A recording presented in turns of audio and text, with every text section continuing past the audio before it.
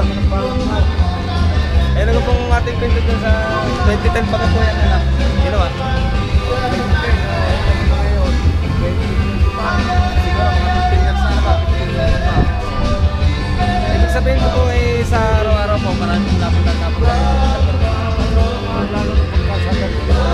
holiday. Tumama-holiday na kahit ang oras po yan. Kahit nandiyan po lahat yan. Kahit sa ulan tao. Kaya lang nag-waiting yan. Kasi pag wala ng table. Pero tingin ko po kaya kahit marami dyan kasi napakarami po ng atin sa loob.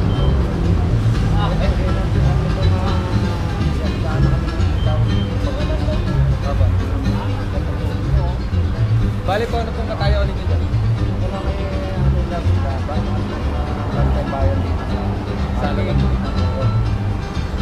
Tapos yung pong ilog na yan pala po hindi artificial. Ayun pala po yung mismong